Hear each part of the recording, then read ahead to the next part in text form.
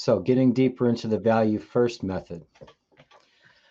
So as far as value added content, which is something that you obviously cover and another piece that we're going to be covering here shortly, but it comes in many forms. It serves all the purpose of educating and entertaining.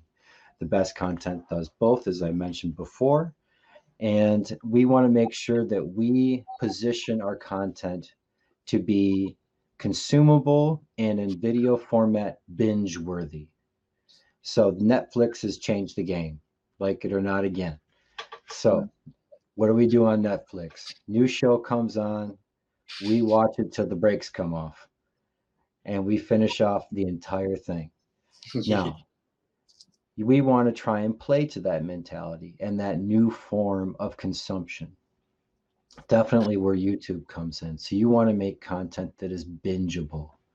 You want podcasts when they get on there that they can go see after they've enjoyed the first one. They can dig down and see 10 more podcasts and binge them if they want to. We need to allow for that because that's just the way the market is going. I mean, Facebook by its very nature is binge worthy. I mean, how many hours do we spend on Facebook and Instagram and TikTok just searching? So we want to make sure that while they're binging, that we allow them to consume our content and let it linger with them, or ask them a question or have a call to action, something that happens at the end of that content to just temporarily put the brakes on, to allow them to really get it in their minds and get the brand to resonate with them in a way that would get them to take that next action. And just by the sheer nature of taking that next action, you are further ingrained in their minds. Let me see here. Where was I? This kind of content warms up a cold audience and gets them to like and trust you. It focuses on relationship first, and this is where your raving fans come from. So this value first content is what creates tribes. And a tribe is a trend word that is thrown around quite a bit nowadays as far as building your tribe. And the reason that that's valuable is because these people are now going out into the internet, onto the various platforms, and they're talking about their experience with you. How amazing is that? Because word of mouth is the hands down the best marketing solution ever.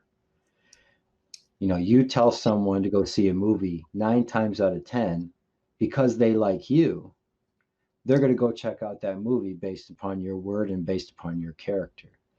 So creating advocates that can then go do that for you across the internet causes exponential growth. And adding that value is what creates that, because they're going to say, you know what, Dan Hendry, when I went into his program, or when I went onto his group, excuse me, I found so much value there. Like, I know that so and so paid for a course and they didn't get half of what I got just from floating around his page. So, you know, you guys got to check out Dan Hendry. And that's what you want. You want the people that are talking about you in a positive light, and the people that are going to be wanting to give you testimonials and be active and engaged in all of your videos and your content. When a relationship starts as transactional, it sets a tone. And that tone is something for something. You know, I'll give you this for this. So if you want this, you have to pay me. And that's the way it's always going to be. There's nothing else beyond that.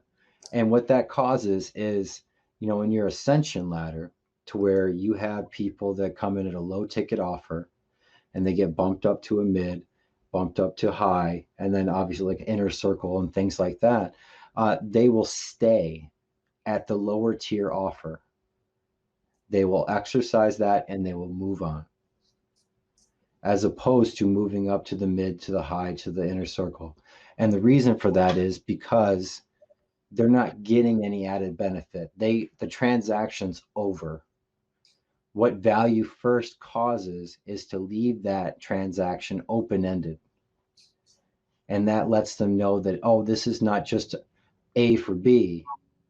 This is a relationship. This is a friendship. This is ongoing. And I have more to gain from this relationship than just what I've already purchased.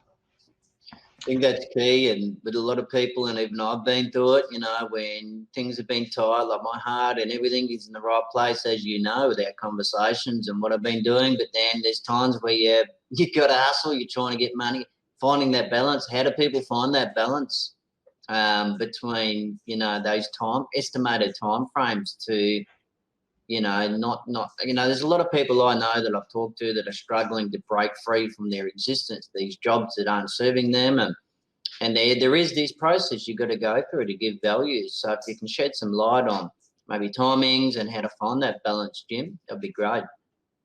Yeah, absolutely. As far as like work-life balance, or as far as like Those time the frames, balance of selling versus adding value. yeah, yeah, and it transferring Absolutely. into I mean, revenue. the general rule is 4 to 5 posts that add value to one offer. I would say that we like to put a CTA at the end of every single piece of content if we can help it. And that CTA does not necessarily have to sell anything. It could even just be make people aware of Share the post, or the other posts, the other platforms. Hey, you yeah, enjoy us on Facebook. Did you know that the longer form of this video is actually on YouTube? Go check us out on YouTube for exclusive content that's only on YouTube. yeah, And that's also important, is important as staying native to the platform. You don't want to just spray and pray the same exact thing. You want it to be native to the platform you're on, because those people are not used to being sold necessarily. They're crawling, they're looking for entertainment, they're looking for fun. So for you to be selling at that point, and for you to reveal a message that maybe is meant for another platform, it sticks out like a sore thumb, and not in a good way. mm, It makes it seem disingenuous, and it makes it seem immediately like you're out with a motive. So by making things native to the platform, it allows people to feel comfortable with your content. Like an example, you ever seen an ad on, let's say, Facebook that just seemed a little too polished, a little bit too like TV, and it just immediately gave you like a turn off switch? yeah, yep. Why do you suppose that is? It's prefabricated, like, yeah, The reason is because it's meant for TV. It's yeah, not meant for Facebook. It yeah, has its home already. You're trying to force it into something else. So things that appear on Facebook that are too polished and too made in a studio stick out like that, and people immediately know I'm going to be sold, yeah, and which can turn off a big portion of your audience. Some people, as long as the pain is great enough, they will still carry through in those instances, but their pain has to be great enough for them to overlook the fact that it does not look native to the platform. So it is crucial that you make content that is native to the platform. So yeah. back to what we were talking about, as far as a cadence of value versus selling. Generally, the general rule of it is about 4 to 5 posts to one post of selling. Um, but like I said, I like to have a CTA at the end of every single one to take some sort of action, even if it does not lead to a sale directly, but it would lead them to being more engrossed in my world, to my brand, and to my message. Okay. And that can So change based on the cold, the warm, the hot. Like with your retargeting, your value post, you're changing those based on where they're up to in that process. absolutely, it's always a changing process. There's definitely not like a set it and forget it kind of a thing. It Yep. takes constant reviewing and checking the engagement. We're always checking to see how did we do. If it did really, really well, we'll set it aside for the client in a different folder, and we'll say organically proven, ready for ads. So then they can even use those for ads at that point because they are organically proven and they've been very successful. If they're not, then you check the comments. Your people will always tell you what upsets them first. And then always. So they'll always tell you what upsets them first, and then very last, they'll tell you what they liked about it most. When you have a tribe, they flip. So then they'll tell you what they liked most, and then they'll have the caveat of maybe a change or two. But that's the difference in creating a tribe. Now, the reason that we will check the comments, and then because then we can make new videos based around those comments. So you're always getting video ideas from your comment section. If the same amount of people are saying, hey, I didn't really get this part, perfect. You just gave me my next video idea. Yeah. And then you can repurpose that into 35 or so different pieces of content. And, that can last you a month on a platform. So it's fantastic. So we always check your comments. Your comments are a source of your content. That should be where you look first. Trends and, Google Trends, and also looking on TikTok, see what's trending as far as on the For You page is also a great place to look. So, you would maybe look up marketing if you're a marketer, or you look up virtual reality if you're into virtual reality solutions, or any number of things you can look up on there and see what are hitting first. And you just find a way to parlay that into a message that resonates with your audience. So you're staying current, you're staying on trend, and you're also making sure that you're hitting those pain points from the comments section of your existing videos. And that's super important because I see a lot of people that will post a video for them, and then, we'll have them jump in to talk to their people, and they'll say maybe one or two messages and then they'll bounce, which in some cases, okay, you can accept to a certain degree, but then they never look back at it. So we do it for them. We'll go in and we'll aggregate what are the top comments of this topic of video, and those are going to be our suggestions for the next month's content or for that next week's content. Value first also plays into the fact of, like, a perfect example is COVID-19. We schedule posts, and we had to hold back a bunch of our scheduled posts because it wouldn't have been appropriate to keep on that regiment with the topics at hand. So we went in and we made our adjustments, and we had them make a couple videos that gave context for some of those repurposed contents. So what one example would be, we have an entrepreneur that works heavily with helping people with groups, growing groups. So in that instance, we had them make a video that essentially said, listen, during COVID, I know everyone is having a hard time.